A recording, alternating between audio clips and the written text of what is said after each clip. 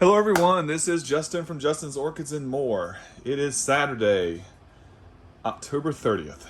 Today was my mom's birthday. God rest her soul. Yep, she was. Her birthday was always the day before Halloween. That's crazy. Anyway, so my work week is done, and I have I've gotten the right package this time. Sorry, guys, about yesterday.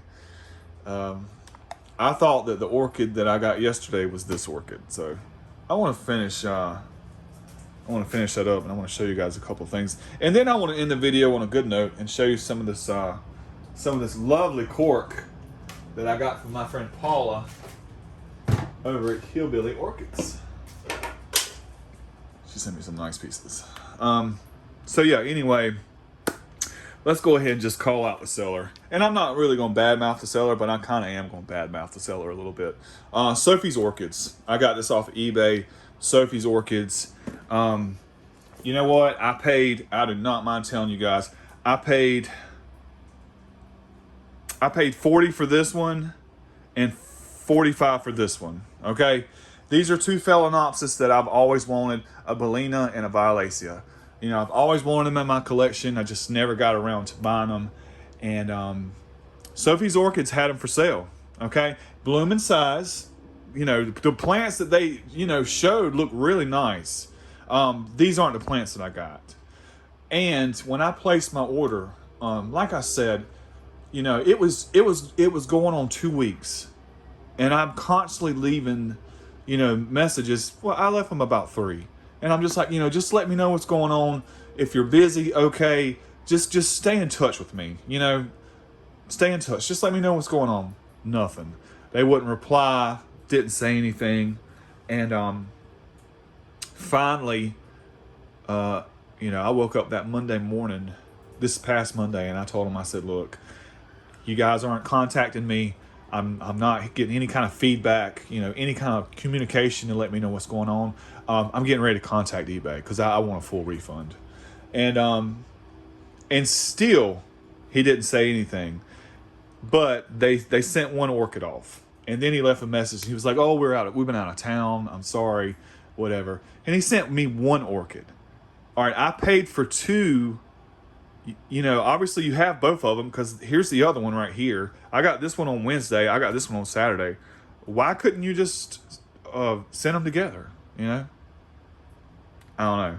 Anyway, let's look at the first one I got. Now, this plant actually looks a lot better than it did when I got it. It looked pretty shitty when I got it. But, I take care of my plants.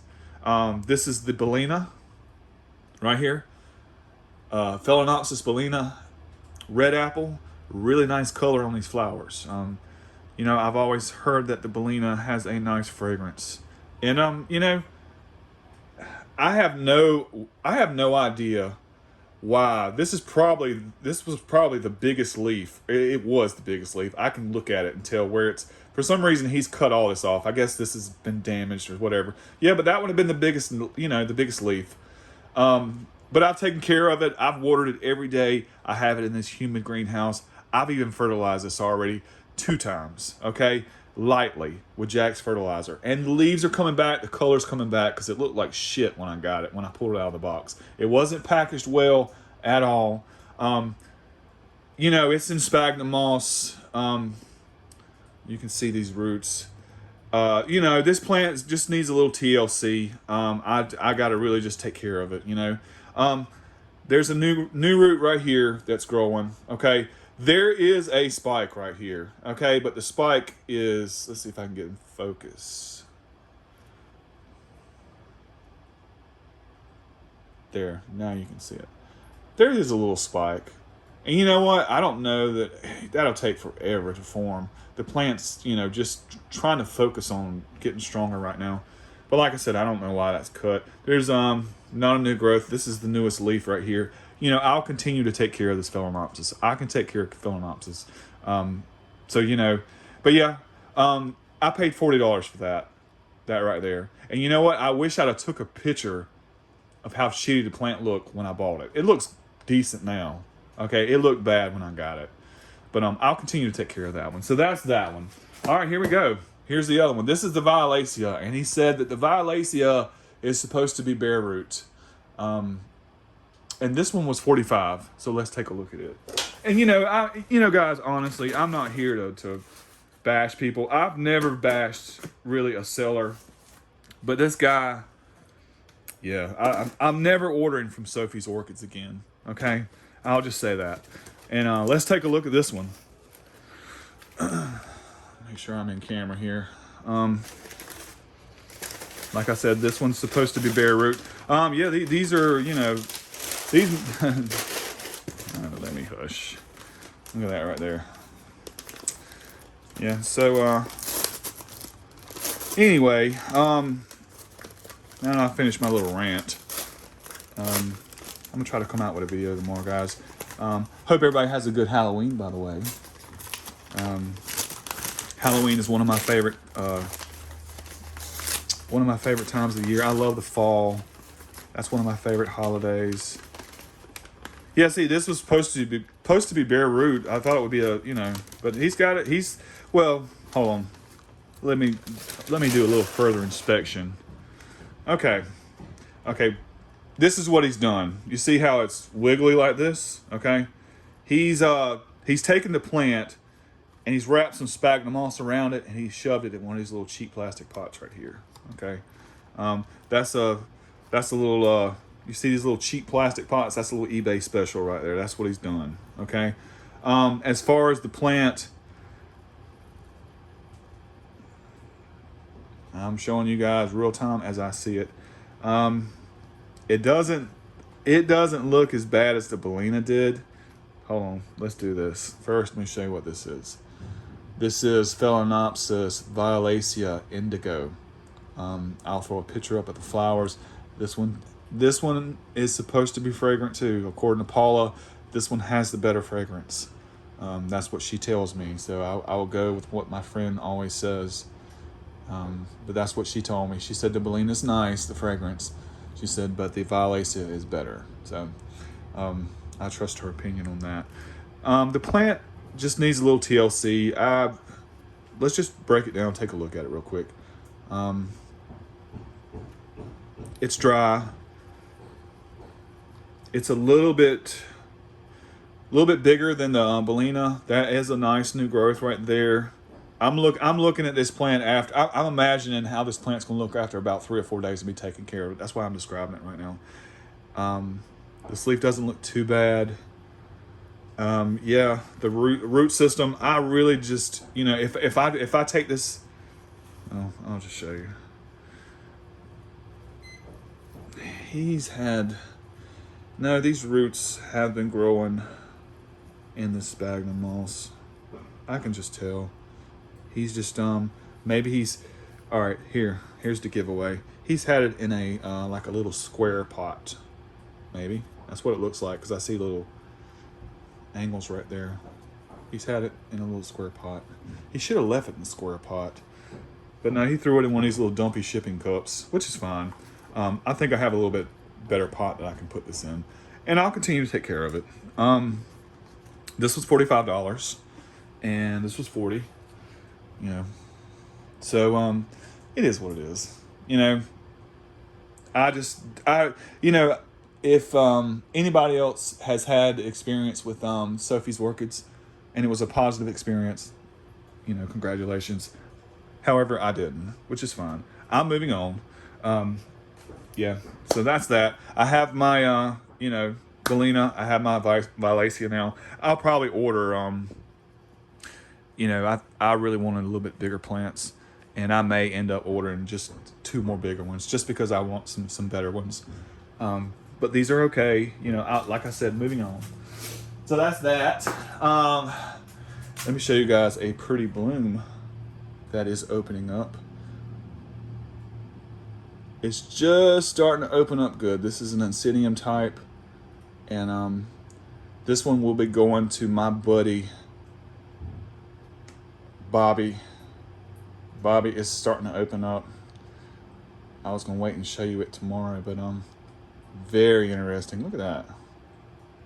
Bobby told me it was a green bean Oncidium. It's pretty though. It's almost has that nice fall colors, you know. That's why I wanted to show you guys. It's just starting to open up. I do suspect that the lip will definitely straighten out, and the petals will open up. Petals and sepals will open up a little bit more. Pretty. That's pretty. I'd say so. That's that. Actually, I want to hang that up there because I do not want to mess that up. Yeah. So that's that. I want to show you guys the cork that I got from Paula over at Hillbilly Orchids. Paula knows I like the round ones, and she noticed. I think it was one that Michael sent me. He sent me an orchid that had one that was kind of round, and I really like this piece of cork right here, and I'm going to be saving these because it's going to take a special kind of orchid. I especially like that vein right there. I have a knack for these veins right here because if you've grown on cork enough, when you mount an orchid right here, the roots just dig in to that crevice right there, and they just grow so much better. They just get down in there, and they tend to do a lot better. So I like these veins right here on cork. And that's a nice round piece. It's going to take a special orchid for me to use that. And I'm not going to be breaking that up. So that's that. And let's look at this one. No, let's look at this. This is a big piece. Now, I may, you know, cut this off and maybe use that on an orchid. See, this is what I'm talking about too, especially. You see that deep crevice down in there? You see that? When you mount an orchid right there and you've got active growing roots, those roots will get down in there. And you know, down in there, when you water, a lot of the moisture will hang around down in here long after this surface has dried out for whatever reason. You'll still have moisture down there. So you'll notice if you mount an orchid right here, a lot of those roots is going to go right down in that crevice, which is good, okay? So that's kind of why I like pieces like this. I see that being a nice piece for a nice orchid. Look at that. That's a nice piece of cork. I like that. So that's that one. Here's another round piece that I really like. This is a smaller one. I'll probably be able to find, you know, an orchid. I'll probably use this one first because this is a good little medium size. Like I said, it's round. This would be good for like a bulbophyllum to mount low, you know, because bulbophyllums have that creeping habit where it could creep because you know, a bulbophyllum put out a new growth in a bulb right here, and then they'll put out a new growth in a bulb, you know, and then they'll put out a new growth in a bulb, and they'll put out a new growth, and you can train it as the bulbophyllum grows. You can train it and just have it wrapping all the way around that piece of cork. That's probably what I'm gonna do with that. I'll probably end up mounting a creeper, a bulbophyllum creeper on that. I like that one. And probably one of my favorites, I'll save this one for last. If you look at it, this is a big piece of cork. If I cut it, I would cut it right here, and I would use this for something. This bottom half right here, I would use that for something. But yes, my favorite. You see that deep crevice right there? And I was talking about this earlier. Okay, when you mount an orchid, I could see me mounting an orchid somewhere in this area. And the roots just come down in here and grow down in here, you know, dig down in there. Because like I said, you know, with this hanging in my greenhouse, this will dry out fast. But in here, I'll still have some moisture. And the roots will find their way to the moisture, and they'll just, you know, go all down in there. Very unique piece of cork. Thank you, Paula from Hillbilly Orchids, Paula. Thank you. Love them. That's very nice. I hope you guys have a great weekend. Happy Halloween, and I'll see you guys on the next one.